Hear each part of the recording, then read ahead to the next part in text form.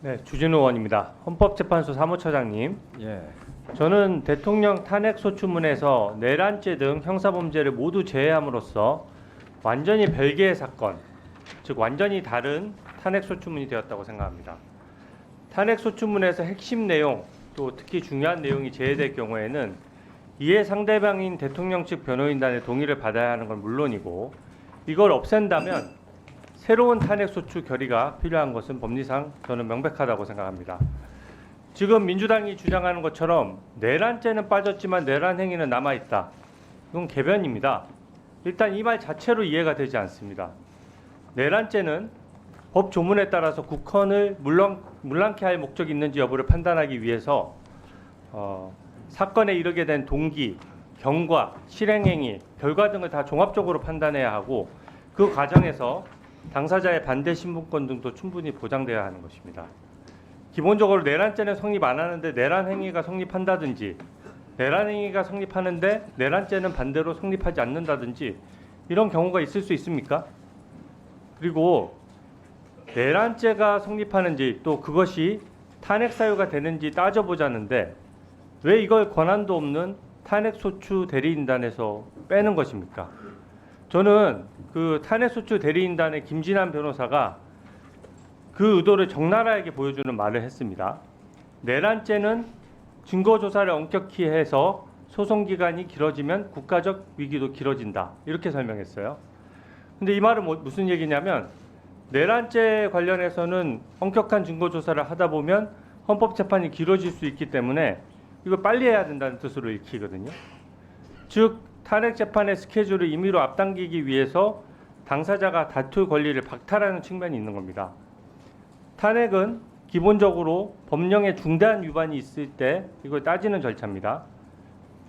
법에는 여러 가지 규정이 있어서 단순히 지키지 않더라도 권유하는 수준이 훈시 규정도 있고, 강행 규정이라고 하더라도 효력을 부정하거나 과태료 같은 경미한 위반 사안을 다루는 법도 있습니다. 그리고 그 중에서 아주 중요한 규정을 어기면 형사처벌까지 가능하도록 한 것이거든요. 근데 형사처벌이 가능한 범죄를 저질렀다라고 해서 버젓이 탄핵소추문에 결의를 올려서 탄핵소추를 해놓고 이제 와서 처벌 규정이 없는 다른 법 규정만 판단한다면 이것은 최초 탄핵소추할 때 판단 요소가 완전히 달라진 것입니다. 특히 대통령의 행위가 내란죄 등 형사소추할 정도의 큰 법률 위반을 했다라고 민주당에서 주장을 해왔고, 국민들께 그렇게 설명을 해왔어요. 한 달 내내 내란죄 관련된 얘기만 들어왔습니다. 모든 것에 대한 내란죄 관련된 주장들이 난무했는데 이제 와서 뺀다는 것은 설득력을 갖기 힘들다고 생각합니다. 더군다나 저는 좀 우려하는 것이, 헌법재판소에서 문재인 대통령이 임명했던 재판관 두 분의 임기가 4월 18일이면 지나갑니다. 근데 재판 일정이 재판관의 임기에 맞출 수는 없는 것이죠. 근데 지금 보면은 어떻게든 탄핵소추문의 법적 쟁점을 줄이려고 하는 것처럼 보여지는 부분들이 있습니다. 그렇기 때문에 공정성을 잃고 재량 범위를 벗어났다는 지적을 하는 것이거든요. 일종의 탄핵소송은 일부 이 내란죄를 빼는 건 일종의 탄핵소송의 일부를 취하하는 것이기 때문에 이해 상대방과 소를 제기한 측인 국회가 동의해야 되는 것이 정말 당연하다고 생각합니다. 그리고 제일 큰 문제는 헌법재판소와 이게 탄핵소추 대리인단 간에 사전 교감이 있었다는 정황이 있다는 겁니다. 일단 민주당 입장에서 탄핵소추 대상이 될 내용 중에 내란죄는 제일 큰 부분이거든요. 일단 재판부의 권유나 교감 없이 혼자서 갑자기 이렇게 했다는 것이 이상합니다. 탄핵 사유의 거의 80%가 날아갔다는 것이 지금 대통령 변호인단의 주장인데, 핵심 부분이 저는 몇 퍼센트인지 말할 수는 없어도 핵심 부분이 달라진 건 저는 확실하다고 생각하거든요. 제가 그 2차 변론기 내용을 한번 살펴봤습니다. 이게 당시 녹음 녹화가 됐던 부분이죠. 근데 그때 그 재판관께서, 헌법재판관이 지난 준비기일에 형법 위반 주장과 관련해서 헌법 위반으로 재구성하기로 했느냐, 이렇게 질문을 하니까 국회 변호인단에서 어떻게 답변을 했냐면, 재판부께서 그 유형적 사실관계로서 정리를 해주신 것으로 이해했다. 그리고 또 중요한 말을 했어요. 헌법재판이 형법 위반 여부에 매몰되는 것을 방지하기 위해서 헌법 위반만 다루겠다.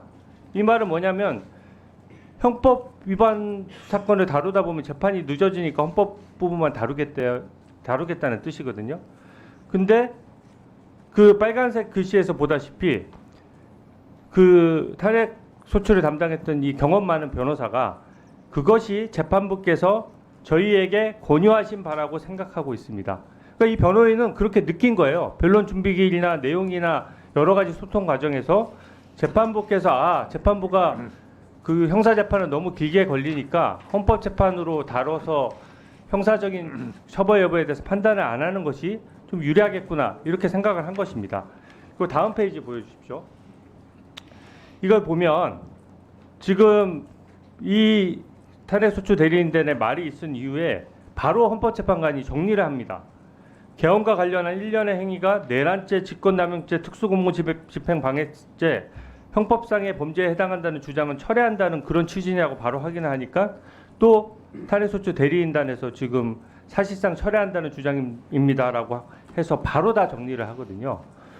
저는 어떤 식의 소통 방식이 있었는지 몰라도 이게 지금 탄핵소추문의 핵심 내용이 형법 위반이고 그게 탄핵소추 대상자의 형사처벌, 쉽게 얘기하면 감옥 갈 사안이라고 국민들께 설득해서 탄핵소추 결의문을 받은 것 아닙니까? 그래서 이 부분에 대해서는 헌법재판소가 판단을 해야 되겠지만 헌법재판소 주석서나 기존 법리에 따라 충분히 판단할 수 있거든요. 그래서 이 부분에 대해서는 확실하게 그 입장을 밝혀주시기 바랍니다. 이 부분에 대해서 특히 탄핵소추에 대해서는 국회가 새로 결의를 해야 된다고 저는 보여지는데 어떻게 생각하십니까? 지금 그 의원님께서 잘 아시다시피 지금 이루어진 보여주신 것은 공개된 그 준비기일에서 다 오고 간 내용들이고요. 그리고 그 심판이 공정하게 이루어져야 된다는 원론적인 말씀은 당연히 드리고요. 그리고 지금 이제 말씀하신 부분에 대한 최종적인 결론은 재판부에서 물론 할 것이기 때문에 이제 그 부분은 좀 지켜봐 주실 것을 당부드리고 싶고요. 그리고 그 청구인 측하고 재판부의 권유에 따라서 이제 청구인이 저런 것을 하였다는 그런 주장은 그것은 절대로 사실이 아니기 때문에 그 점에 대해서는 그 의심을 좀 거두어 주시기 바랍니다. 예. 그리고 저것은 이제 그 청구인들이 주장을 어떻게 얘기하는 것은 청구인이 하는 것 아니겠습니까? 그래서 그 말이 나오는 과정에서 나온 걸로 알고 있고요. 그리고 방금 그 의원님께서 말씀하신 그러한 모든 주장은 피청구인 측에서도 그 개진하고 있는 것으로 알고 있습니다. 그리고 이 문제가 상당히 논란이 되고 있고 그리고 지금 말씀하신 부분이 심리에 굉장히 주요한 부분으로 지금 다루어지고 있거든요. 그래서 그 부분에 대해서는 최종적인 판단이 재판부에서 나올 때까지 좀 지켜봐 주시기 바랍니다.